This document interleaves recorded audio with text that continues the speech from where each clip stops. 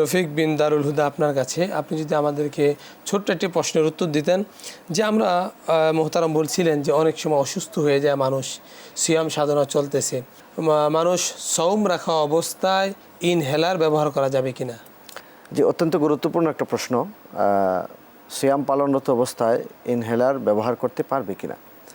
দেখুন, এটি একটি মেডিসিন এবং একটা মানুষের ব্যবহার বিধি, যেটা কিছু মানুষ ব্যবহার করতে হয়, বাধ্য হয় অসুস্থ অবস্থায়।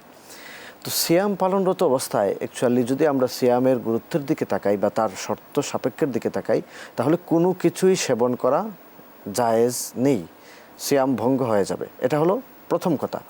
দ্বিতীয় কথা হলো, ইনহেলার এটি আসলে কোনো খাদ্য নয়, যেহেতু একটি মেডিসিন, গ্যাস, এর জন্য একটা বাতাস জাস্ট এরকমই, যার কারণে কিছু কিছু স্কলারগণ এই ব্যাপারে মতামত দিয়েছেন যে যদি নিরুপায় হয় একটা পর্যায়ে যে এটা তার রুটিন মাফিক, সে যদি সেহরির সময় সেবন করে আবার ওই দিকে ইফতার, এই মাঝখানে যেই সময়টা, এত সময় পর্যন্ত যাওয়া তার পক্ষে সম্ভব নয়, শর্ত সাপেক্ষে কিছু স্কলারগণ এখানে মত দিয়েছেন যে সে ইনহেলার ব্যবহার করতে পারবে।